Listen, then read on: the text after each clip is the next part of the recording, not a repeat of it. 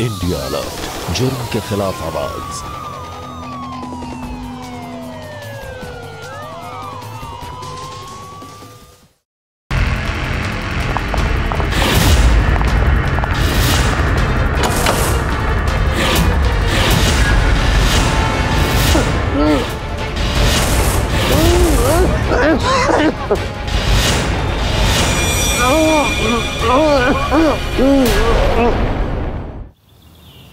नंदा, नंदा मेरी शर्ट कहाँ है? यहाँ है, आकर ले लो। दो ना। इतनी आसानी से नहीं, पहले ना कीमत चुकानी पड़ेगी। अच्छा, कीमत कीमत तो इतनी चुका देंगे तुम संभाल नहीं पाओगी। लो ना।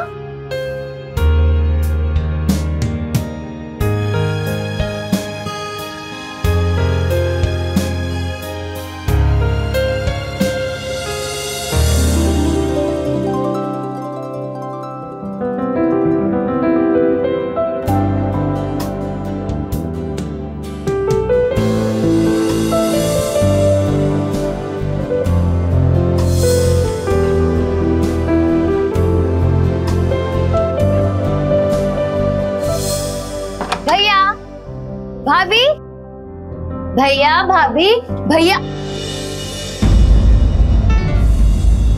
आप लोगों की शादी को 2 साल हो गए। तुम ऐसे बिहेव करो जैसे कल ही शादी हुई है। अरे कम से कम दरवाजा तो बंद कर लेते हैं। अरे स्वाति, तुम कब आई? मैं बस अभी अभी आई हूँ। बहुत दिनों से आप लोगों से मुलाकात नहीं हुई, तो खैर खबर ले लूं। पर यहाँ तो मौज हो रही है। अच्छा, तो तुम हमारी खबर लेने आई हो? हाँ, जब एक ही शहर में ससुराल और मायका दोनों हो तो यही तो फायदा होता है। जब चाहो मायके आ जाओ, जब चाहो ससुराल चले जाओ। काश तुम्हारे जैसी किस्मत ना मेरी भी होती। अरे भाभी, भैया आपसे इतना प्यार करते हैं कि आपको कभी मायके की याद ही नहीं आने देंगे। अच्छा भाभी सुनो ना, आप एक काम करो, भैया से ना करवा चौथ पे एक बढ़िया सा गिफ्ट मांग लो। बेस्ट। हाँ, ये बात सही कह रही हो तुम। अच्छा सुनिए ना, इस बार करवा चौथ पे मुझे सोने के कड़े चाहिए, वो भी कम से कम 3-4 तोले के तो होने चाहिए। अगर ऐसी बात है ना तो अपना वर्त ना तुम पोस्टपोन कर दो, अगले साल रख लेना, क्योंकि इतने महंगे सोने के कड़े देने के लिए मेरे पास पैसे नहीं है। ठीक है, तो फिर आपको भी व्रत रखना पड़ेगा, लंच नहीं मिलेगा आज। भैया मैं तो कह रही हूँ कि आप भाभी को मना लो अगर आपको लंच बॉक्स चाहिए, वरना आपको भूखा ही रहना पड़ेगा। एक काम करता हूँ, ये लो, इसमें जितने पैसे निकाल लो, ठीक है? लेकिन लंच बना दो ना प्लीज। भाभी सारे ले लो। तुम भी ना।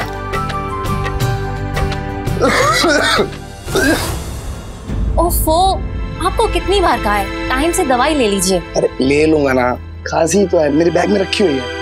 अब जल्दी से मुझे लंच बॉक्स दे दो, बहुत देर होगी। लाती हूँ। भैया अपना ख्याल क्यों नहीं रखते, तबीयत ज्यादा बिगड़ जाएगी। रखता हूँ ना, मेरे पास है दवाई, ऑफिस जाके ले लूंगा। ये लीजिए आपका लंच बॉक्स। Thank you. चल ठीक है, मैं अभी ना जल्दी में चलता हूँ। ठीक है, बाय स्वाति। है आगे मिलते हैं ऑफिस से। Bye bye. बाय। स्वाति तुम ना आराम से बैठो, मैं चाय बना के लाती हूँ, फिर हम आराम से शॉपिंग लिस्ट बनाएंगे। ठीक है भाभी। सुनिए सुनील जी, गोविंद तुम? आपको मेरे एरियाज बदलना होगा या सड़ी जगह दे दी हो, वहां पे मेरा टारगेट पूरा नहीं होगा तो प्रमोशन क्या खाक होगी। गोविंद, टारगेट प्लानिंग और मेहनत से होते हैं, एरिया बदलने से नहीं। लेक्चर नहीं सुनना मुझे प्रमोशन चाहिए। अगर मुझे प्रमोशन नहीं मिला तो मैं तुम्हारा ऐसा डिमोशन कराऊंगा जो आज तक कभी किसी को मिला नहीं होगा। गोविंद बात शाम को लौटते वक्त ना मेरा ब्लाउज लेके आइएगा। ये रहा टेलर का बिल।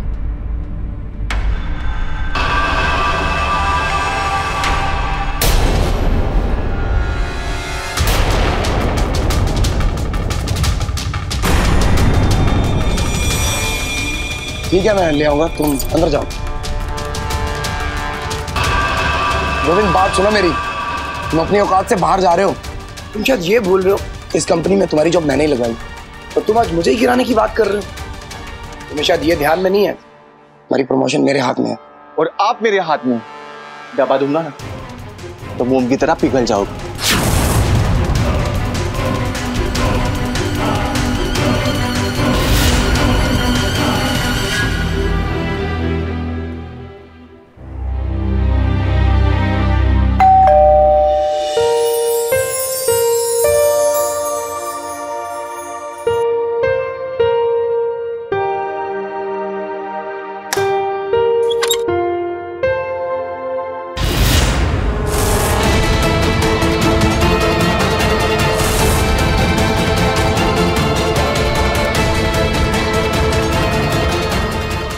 देर कर दी आने में, कब से इंतजार कर रही थी तुम्हारा।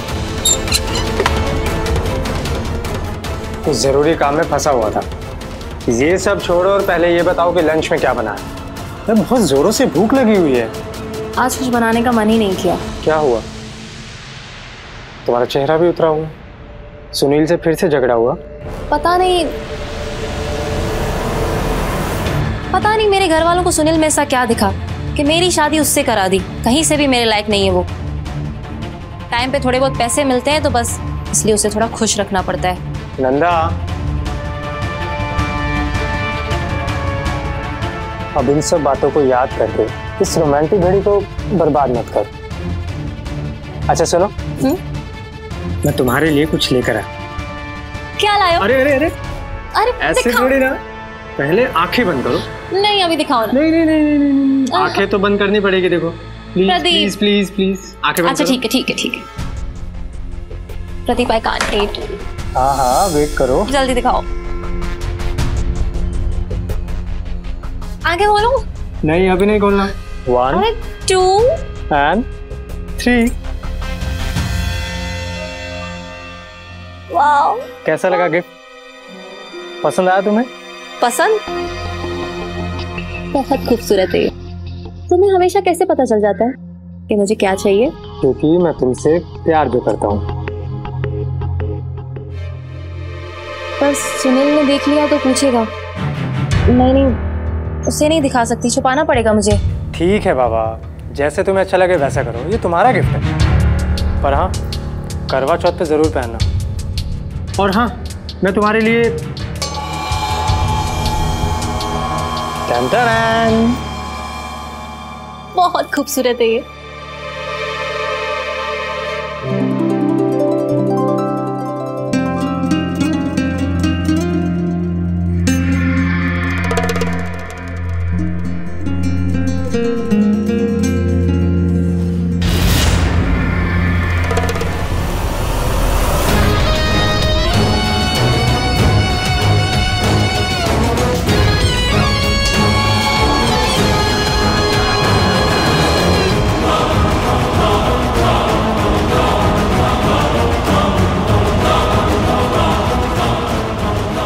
और ये व्रत किसके लिए रखोगी? मेरे लिए या? ऐसा बोल के मुझे शर्मिंदा मत करो। तुम्हारी फैमिली मुझे तुम्हारे लायक कभी नहीं समझती थी, इसीलिए उन्होंने सुनील को तुम्हें सौंप दिया। अगर सब कुछ ठीक होता तो आज उसकी जगह मैं तुम्हारा पति होता। और तुम मुझे रानी बना के रखते।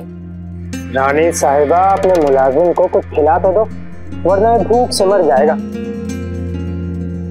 मरे तुम्हारे दुश्मन, पर मैंने तो कुछ खाने के लिए बनाया ही नहीं है। कोई बात नहीं, मैं अभी तुम्हारे फेवरेट रेस्टोरेंट से तुम्हारे लिए खाना ऑर्डर करता हूँ, ठीक है? और हाँ, अपने लिए भी। तुम मेरा कितना ख्याल रखते हो। हाँ, मैं भी ऑर्डर करके आता हूँ।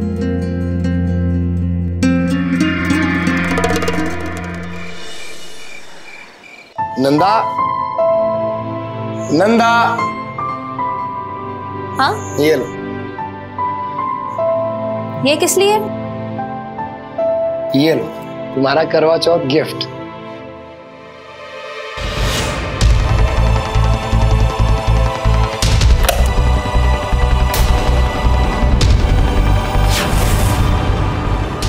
डिनर लगा दूं क्या? टाइम बहुत ज्यादा हो गया है, फिर आपको दवाई भी लेनी है। ये क्या है? ये कहाँ से आया? ये ना मैंने अपनी छोटी सी किटी की लॉटरी में से खरीदा है। आपको नहीं बताया, मुझे लगा आप गुस्सा करोगे। अगर तुमने से EMI पे लिया है तो मैं इसका 1 रुपया भी नहीं भर पाऊंगा, कि मेरी इतनी औकात नहीं है। जानती हूँ, कांच की चूड़ियां खरीदने वाला सोने के कड़े कहाँ से खरीदेगा? ऐसी सोच भी तो होनी चाहिए ना। डिनर लगा रही हूँ मैं।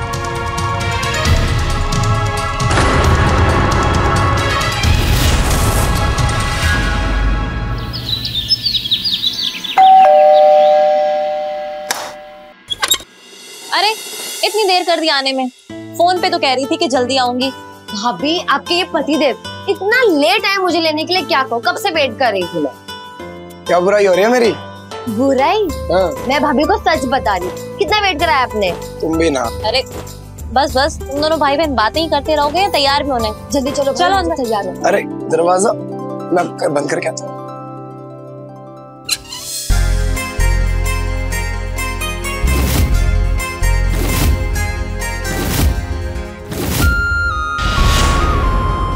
इतनी खूबसूरत लग रही हूँ मैं, और ये कड़े पहन के तो एकदम रानी जैसी लग रही हूँ। ओके सर, ठीक है सर, मैं ना अभी आपको प्रेजेंटेशन बना के ना ईमेल करता हूँ। ये सर, ये गिवन समझा ना? Okay sir.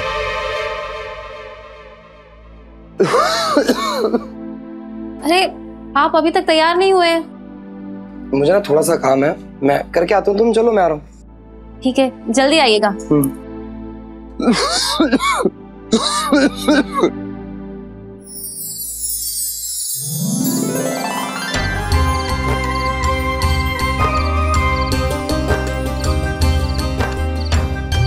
भाभी, आप कितनी खूबसूरत लग रहे हो। इतनी खूबसूरत तो मैं अपनी शादी में भी नहीं लग रही थी। लगता है सुनील भैया का प्यार दिन पर दिन डबल हो रहा है। हाँ, ऐसा ही समझो। नंदा, ये कड़े तो 3-4 तोले से कम तो नहीं होंगे ना? हाँ, और ये सारी, ये कम से कम 10,000 की तो होगी। अरे तुमने ही तो कहा था कि करवा चौथ पे कुछ महंगा गिफ्ट लेना। पर भाभी, भैया तो कह रहे थे कि उनके पास पैसे नहीं है, तो फिर ये गिफ्ट्स कहाँ से आए? अब उन्होंने कहाँ से दिया, कैसे दिया, वो हमारा पर्सनल मैटर है। तुम ना ज्यादा जासूसी मत करो। उन्होंने तो बस अपने हस्बैंड होने की ड्यूटी अदा की है। अरे वो देखो, चांद निकल गए। कहाँ रह गए ये लोग? जल्दी आइए ना। आप लोग अपने हस्बैंड से कनेक्ट करो, मैं हरी से बात करती हूँ। अरे नंदा, व्रत की ना सारी रस्म जल्दी जल्दी पूरी कर लेते हैं, क्योंकि मुझे ऑफिस का कुछ काम खत्म करके बॉस को ईमेल करनी है। हाँ हाँ, बस हो गया।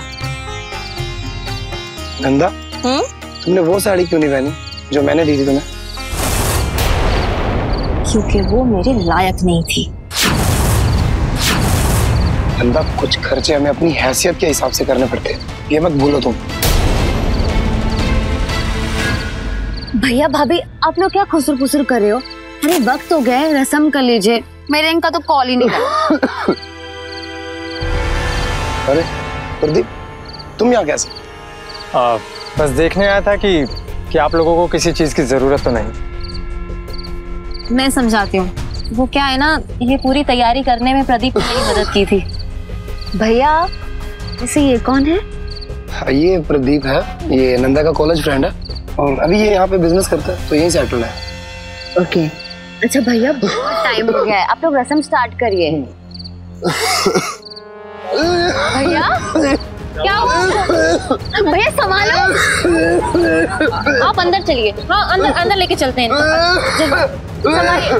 स्वाति, तुम मेरे अंदर लेके जाओ, मैं डॉक्टर को कॉल करके आती हूँ। हाँ ठीक है भाभी, जल्दी।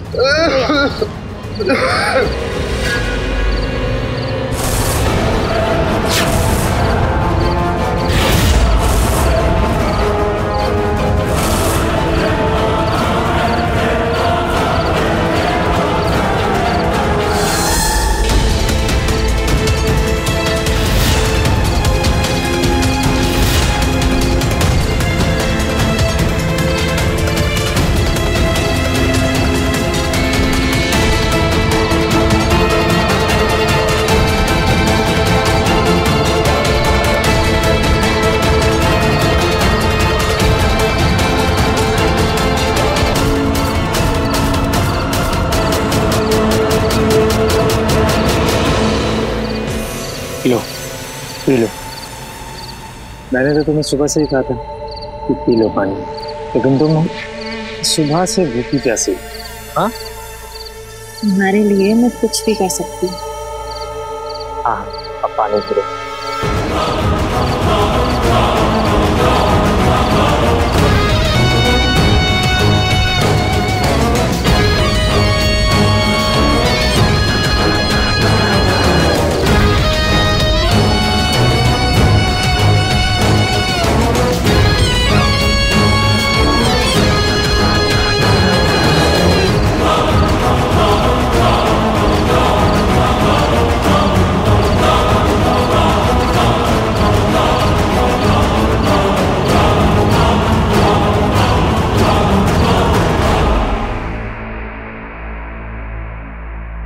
ये आम खांसी नहीं है, इट्स ट्यूबरकुलोसिस। सुनील को टीबी हुआ है। आप लोगों को सुनील का खास ध्यान देना होगा। मैं कुछ दवाइयाँ लिख देता हूँ जो आप लोगों को टाइम टू टाइम देना होगा, और खान पान पर भी खास ध्यान देना होगा।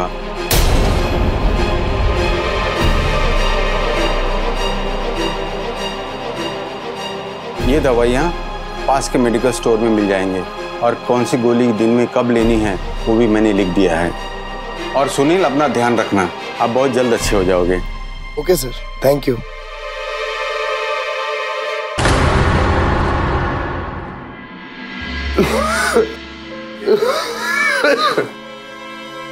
मेरी तो किस्मत ही खराब है। पता नहीं ऊपर वाला मेरे साथ ही ऐसा क्यों कर रहा है। भाभी, आप ऐसे अपने आप को कोसो मत। डॉक्टर सिन्हा ने कहा ना कि भैया जल्दी ठीक हो जाएंगे। हमें उनका खास ख्याल रखना होगा। अच्छा, आप लोग बैठिए, मैं दवाइयाँ लेकर आती हूँ। बैठिए आप भी।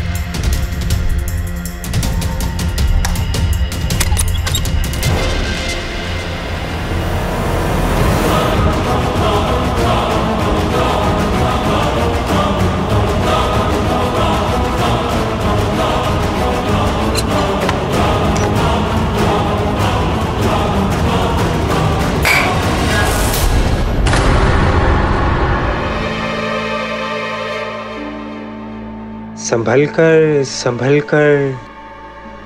तुम्हारा पति जाग गया तो? वो सो रहा है गहरी नींद में। सच में?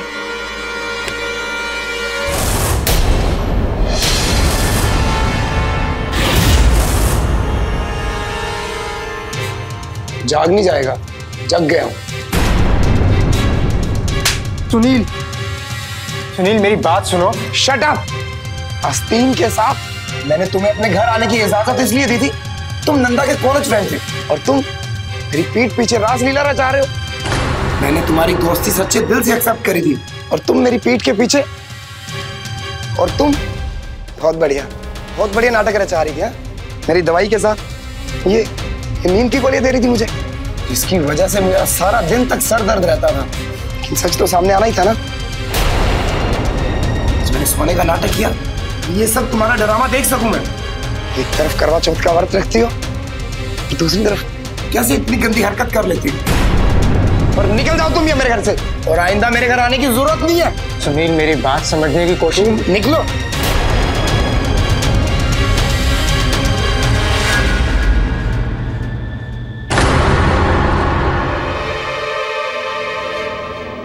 क्या कमी रह गई थी मेरे प्यार में जो तुमने इतनी गिरी हुई हरकत करी। मैंने तुम्हें हमेशा खुश रखने की कोशिश की है, और तुमने यह किया मेरे साथ। आइंदा तुम्हें घर से बाहर जाने की जरूरत नहीं है, और इसकी भी नहीं। और आज के बाद तुम्हारा फोन मेरे पास रहेगा। सुनील, आप मेरी बात तो सुनिए। चुप, एकदम चुप। अगर यही सब करना था तो मेरे साथ शादी ही क्यों की थी? और करवा चौथ का व्रत भी तुम उसी के लिए रखती थी ना। मैं सोच भी नहीं सकता था कि इस हसीन चेहरे के पीछे इतनी गंदगी छुपी है। सुनील मेरी बात तो सुनो।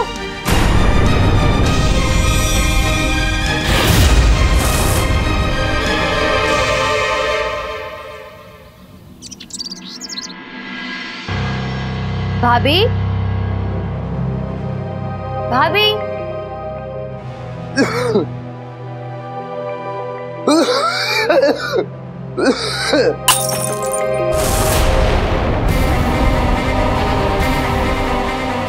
भैया,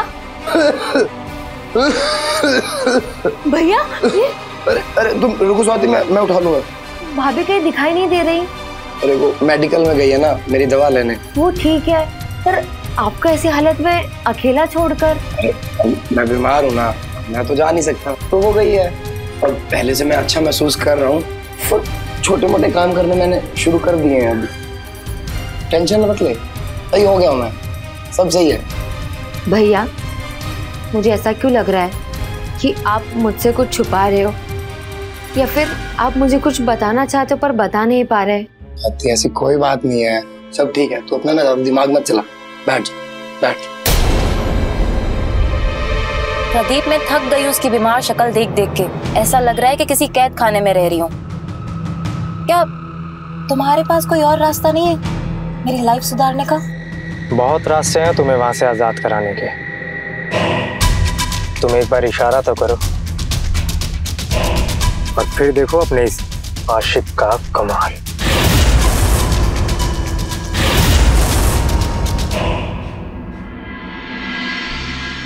ये ठीक नहीं किया आपने। क्या ठीक नहीं किया? जितना काम करोगे उतना ही दिखेगा ना। फर्जी अप्रेजल मैं नहीं कर सकता।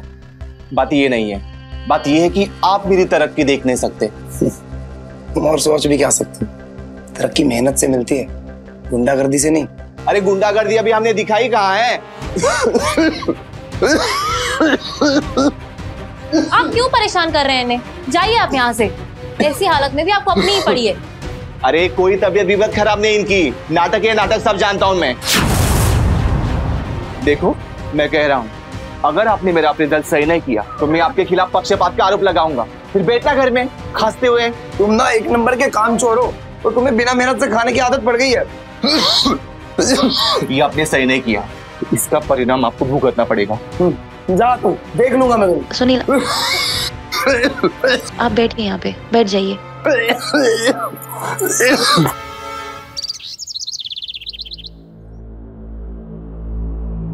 सुनील, सुनील उठो। सुनील देर हो गई है। सुनील, सुनील, सुनील, सुनील, सुनील, सुनील, सुनील।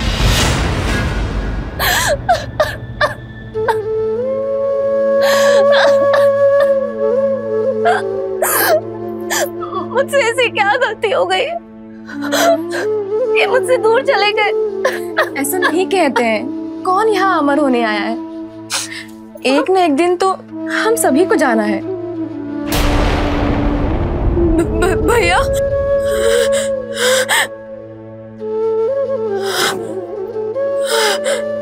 भैया,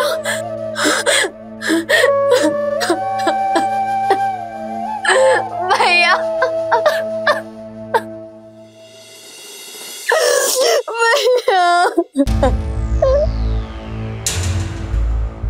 भाभी ये सब कैसे हो गया? मुझे किसी ने क्यों नहीं बताया? मुझे तो कुछ समझ ही नहीं आ रहा था कि मैं क्या करूं क्या ना करूं। बीमारी की वजह से इनकी बॉडी तेजी से फूल रही थी। डॉक्टर ने कहा कि जल्दी से जल्दी दाह संस्कार करना पड़ेगा। तो पर कैसे भाभी? मैं भैया से पिछली बार मिली थी, वो बहुत ठीक लग रहे थे, फिर ये सब अचानक कैसे? इनके ऑफिस का कोई गोविंद नाम का आदमी आया था जिससे इनकी बहुत ज्यादा लड़ाई हुई। उसी वजह से इनका बीपी हाई हो गया और इनको हार्ट अटैक आ गया। गोविंद इन्हें बहुत डरा धमका रहा था, मुझे घूर रहा था। अगर वो उस दिन नहीं आता ना तो शायद इनको इनको इनको कुछ नहीं होता।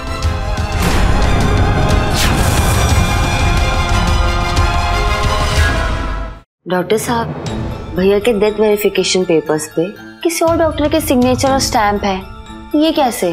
सुनील के डेथ के बारे में तो मुझे पता ही नहीं था। I am shocked. सुनील के ब्लड रिपोर्ट्स में तो काफी सुधार दिखाई दे रहा है, लेकिन उसके ब्लड सैंपल्स में नींद की गोली की ट्रेसेस मिले हैं, जबकि मैंने उसे कोई नींद की दवा प्रिस्क्राइब नहीं की। ये बात मुझे बहुत परेशान कर रही है। डॉक्टर साहब, क्या ये रिपोर्ट में रख सकती हूँ?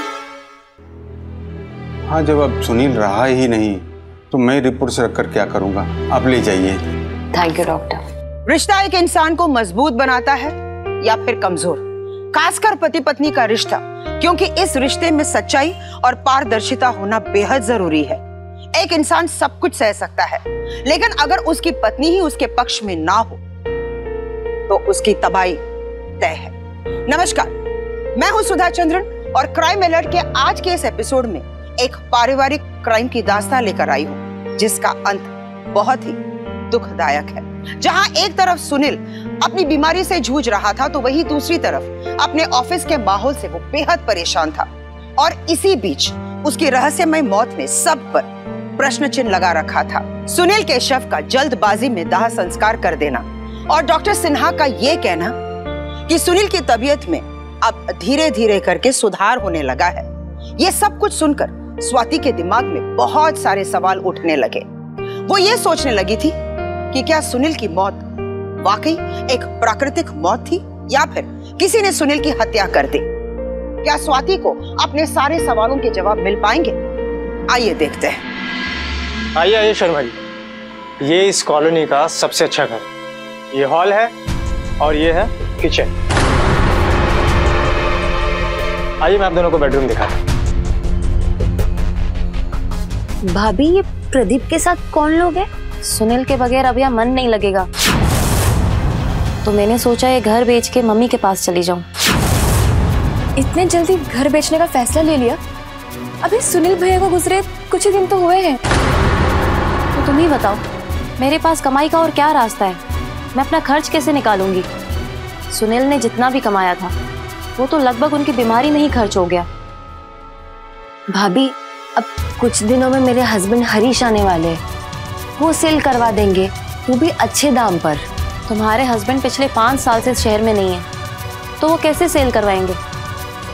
तुम फिक्र मत करो, प्रदीप मेरे मायके का जानने वाला है, वो अच्छा दाम दिलवाएगा, मुझे उस पर पूरा भरोसा है।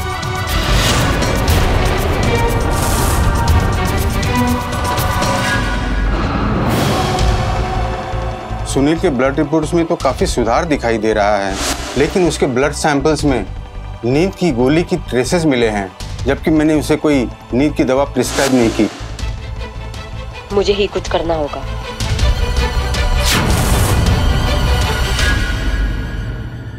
सर, डॉक्टर सिन्हा के एग्जामिन की रिपोर्ट और सुनील भैया की डेथ रिपोर्ट बिल्कुल मैच नहीं कर रही सर। सर, सुनील भैया की मौत के पीछे जरूर कोई राज है, please help me sir. Sorry madam, बिना ठोस सबूत के हम लोग कुछ नहीं कर सकते, उल्टा हम लोग खुद फंस जाएंगे। आप कोई ठोस सबूत लाइए ताकि हम लोग कोई एक्शन ले सकें। लीजिए। सुनील मेरा कॉम्पिटिटर था, तो ऑफिस में नोकझोंक तो होती रहती थी हमारी, लेकिन मैंने ये कभी नहीं चाहा कि उसकी डेथ हो जाए। मैं उससे मिलने उसके घर भी गया था, हमारी काफी देर तक बात चली। वो तो कुछ दिन बाद ऑफिस में आने की भी बात कर रहा था। उसको देख के लग नहीं रहा था कि वो इतना बीमार है, लेकिन पता नहीं उसी रात उसकी डेथ कैसे हो गई। ये तो बड़ी ताज्जुब की बात है।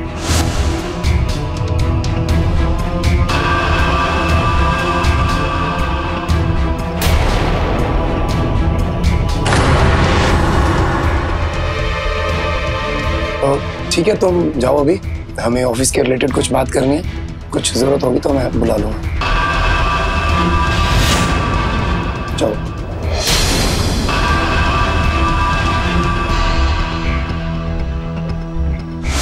मैं देख के सोचने लगा कि हस्बैंड बीमार है और वाइफ इतने अच्छे से तैयार है जैसे उसे किसी पार्टी में जाना हो। क्या आपको पता है कि सुनील भैया के पीएफ वगैरह कितने के होंगे? हाँ, लगभग पीएफ ही 25 लाख था। उनके कई सारे अलग अलग इन्वेस्टमेंट थे, सब कुछ मिलाकर लगभग 50 लाख तक होगा। आपको लगता है कि नंदा भाभी को ये सब पता होगा? हाँ, वो ऑफिस में आई थी सुनील जी के डेथ के 2 दिन बाद ही, सब कुछ पता करने के लिए।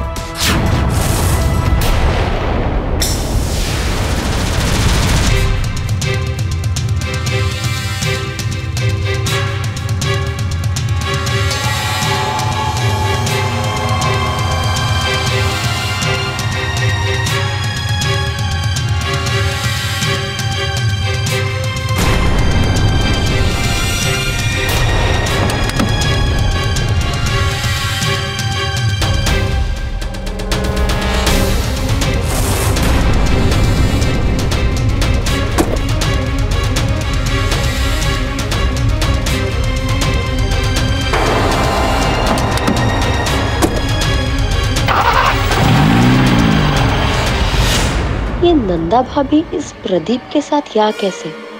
इन दोनों के बीच कुछ चल रहा है, इसका पता करना होगा।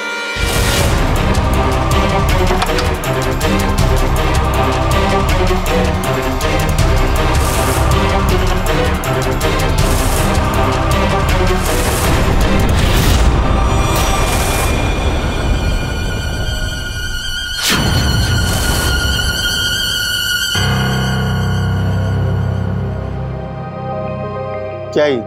नींद की गोलियां जो सुनील भैया के घर से मिली है, जबकि डॉक्टर सिन्हा ने तो उनको प्रिस्क्राइब की नहीं थी। ये रहे प्रिस्क्रिप्शन।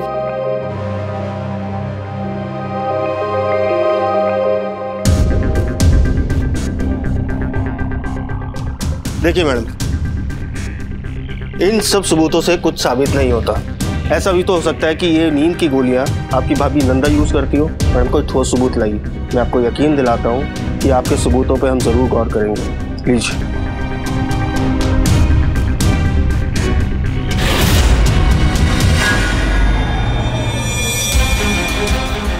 मेरा अंदाजा गलत नहीं हो सकता, पर कैसे साबित करूं कि सुनील भैया की मौत एक हादसा नहीं बल्कि कत्ल है? अगर जल्दी कोई सुराग नहीं मिला तो ये नंदा भैया के पीएफ के पैसे, इंश्योरेंस के पैसे और घर बेचकर सारे पैसे लेकर उस प्रदीप के साथ अपनी जिंदगी ऐश से बिताएगी। हे प्रभु, अब आप ही कोई उपाय सुझाइए।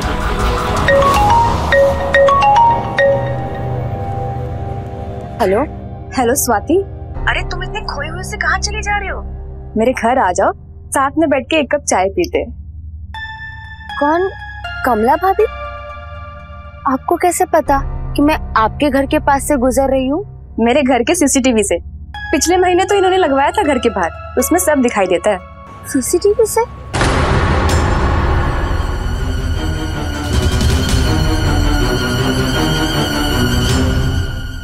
सुनील की अचानक हुई मौत ने स्वाति का दिन का चैन और रात की नींद उड़ा दी। अब तो उसे पूरी तरह से शक हो गया था कि उसके भाई सुनील की मौत हार्ट अटैक की वजह से नहीं हुई थी।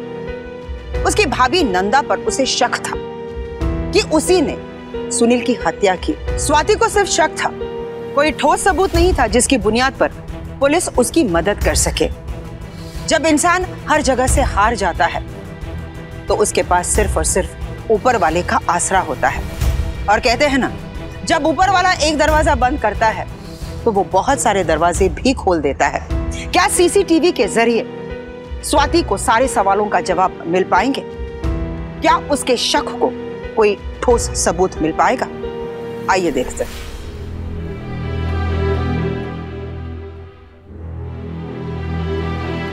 तुम मेरी एक मदद करोगी? हाँ, क्यों नहीं। हम एक दूसरे के काम नहीं आएंगे तो कौन काम आएगा? गोविंद ने जो वक्त बताया था वो सही है। इसका मतलब उसका इस केस में कोई हाथ नहीं है। और सर ये देखिए, ये 3 लोग, इनमें से एक प्रदीप है, नंदा का दोस्त। और आप ही बताइए, इतनी रात को घर आने की क्या जरूरत पड़ गई थी? सर टाइम देखिए, 11 बजे, और भैया की डेथ रिपोर्ट में भी उनकी मौत का वक्त 12 से 1 के बीच का बताया गया है। सर आप इनको इंटरोगेट कीजिए, सच आपके सामने आ जाएगा। स्वाति जी, आप घबराइए मत। अगर आपके भाई के साथ कुछ भी गलत हुआ है तो उसे इंसाफ जरूर मिलेगा। कुंदन। Yes sir. इस सीसीटीवी फुटेज में जो 2 लोग दिख रहे हैं, मुझे उनकी पूरी डिटेल चाहिए, पूरी। जी सर। और स्वाति जी, जब तक इन दोनों का पता नहीं चल जाता तब तक आप अपनी भाभी पे नजर रखिए, और अगर कुछ भी सस्पिशियस लगे तो सबसे पहले आप मुझे इन्फॉर्म करेंगी। जी सर। हरीश, मुझे कुछ समझ नहीं आ रहा, मैं क्या करूं? तू भी कुछ बताओ।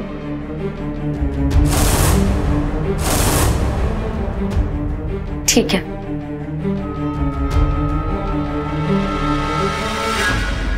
भाभी, मैं कुछ दिनों के लिए अपने घर जा रही हूँ। हरीश भी टूर से आ रहे हैं और श्राद्ध के लिए उनके साथ ही आ जाऊंगी। अब तब तक अपना ख्याल रखना। ठीक है, तुम भी अपना ख्याल रखना।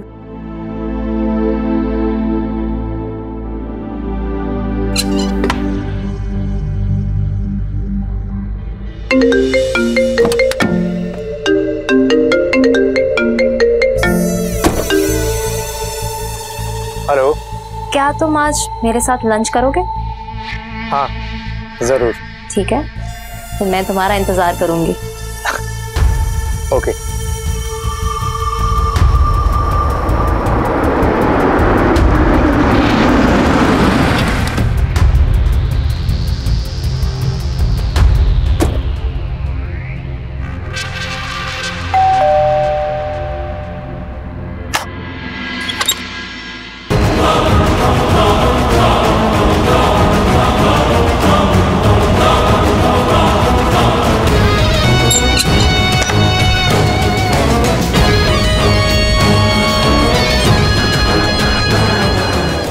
तुम्हें बाहों में भरकर कितने दिनों बाद दिल को सुकून मिल रहा है। कुछ मत कहो, इस पल को ऐसे ही महसूस करने दो। हमारे बिना जीना मुश्किल होता जा रहा है। अच्छा हुआ वो स्वाति चली गई, झोंक बनकर चिपकी हुई थी। अब कम से कम हमें कुछ पल शांति के तो मिलेंगे। हाँ, अब हम जीवन भर साथ रहेंगे और हमें कोई परेशान नहीं करेगा। हमारे प्यार के रास्ते में जो भी आएगा उसे हटाना तो पड़ेगा ही। हाँ, बिल्कुल वैसे ही जैसे हमने सुनील को अपने रास्ते से हटाया। हम प्यार करने वालों को कोई जुदा नहीं कर सकता, कोई नहीं।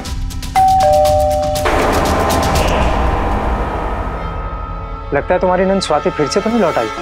नहीं नहीं, वो तो अपने ससुराल गई है। मेरी पड़ोसन कमला होगी। मैं अभी आती हूँ।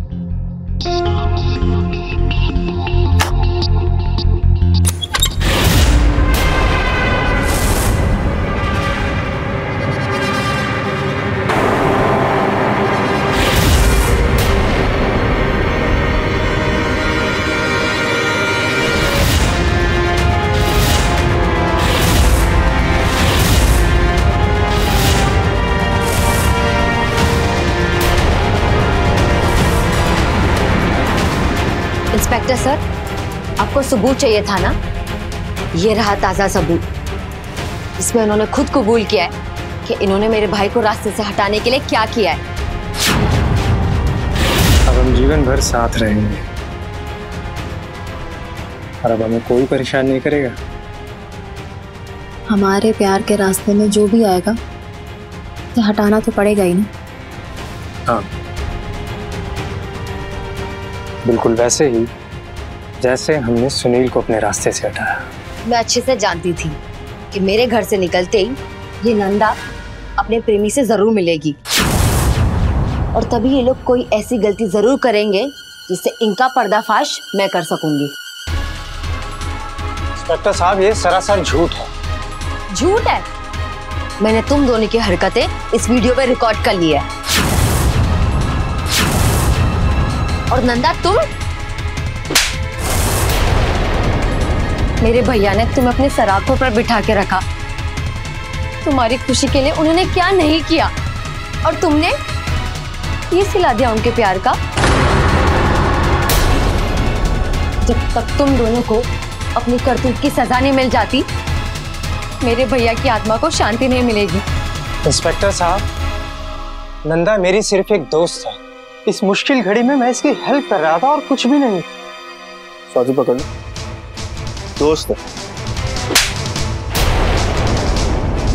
इस सबूत को मिला करके इतने सबूत तो इकट्ठे हो गए मेरे पास कि तुम दोनों को जेल की हवा आराम से खिला सकता हूँ। और रही बात उन दोनों की जिन्हें तुमने सुनील का मर्डर करने के लिए भेजा था, वो भी जेल की हवा ही खा रहे हैं।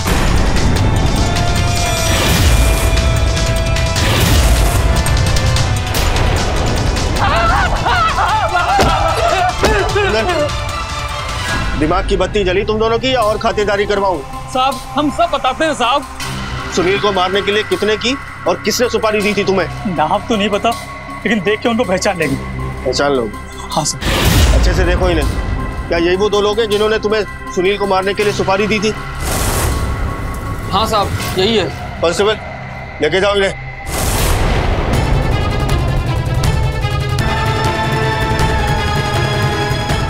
तो चलो फटाफट बताना शुरू करो कि तुमने सुनील का मर्डर क्यों किया।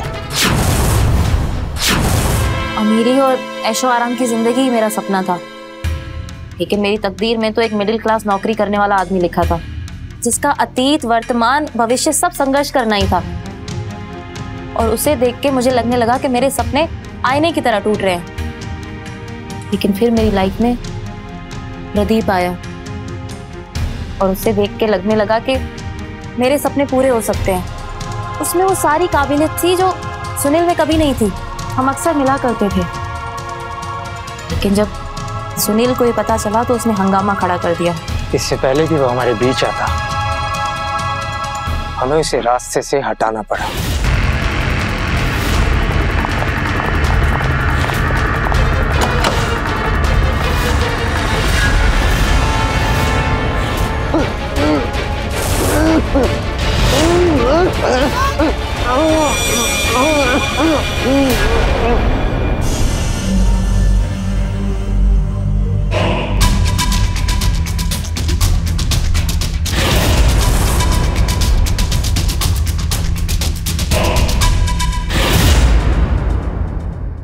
मिल गई तुम्हें तुम्हारी अमीरी, तुम्हारा ऐशो आराम मिला? तुम जैसे जुर्म करने वाले लोग ये बात क्यों भूल जाते कि उन्हें उनके बुरे कर्मों की सजा इसी जन्म में मिलती है। अब तुम दोनों सारी जिंदगी काल कोठरी में सड़ोगे।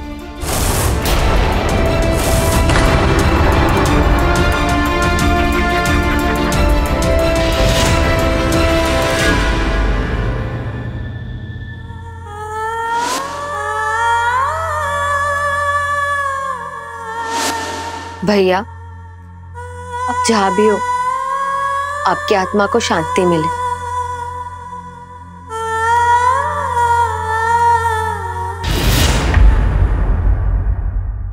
विनाशकाले विपरीत बुद्धि। नंदा ने भी कुछ ऐसा ही किया। उसकी बुद्धि में जिंदगी जीने के लिए ऐशो आराम की उसकी लत कुछ ज्यादा ही बढ़ने लगी थी, जिसकी वजह से वो ये नहीं समझ पा रही थी कि क्या सही है और क्या गलत। प्रदीप के साथ मिलकर उसने अपने पति की हत्या की, लेकिन बदले में उसे क्या मिला? ऐशो आराम की जिंदगी या जेल की काल कोठरी? एक लड़की के लिए शादी के बाद उसका पति ही उसकी दुनिया है, लेकिन नंदा ने अपने ही हाथों से अपनी दुनिया उजाड़ ली। अगर पति पत्नी के बीच कोई अनबन हो तो बैठकर उसे सुलझाया जा सकता है, क्योंकि दुनिया में ऐसी कोई भी समस्या नहीं है जिसका हल ना हो। बस दोनों को मिलकर इस समस्या का मुकाबला करना चाहिए। लेकिन बावजूद इसके अगर उनके ख्यालात नहीं मिल रहे हो तो किसी की हत्या करने के बजाय दोनों अलग हो सकते हैं। स्वाति ने एक बहन होने का फर्ज निभाया और अपने भाई के कातिलों को जेल के सलाखों के पीछे भेज दिया।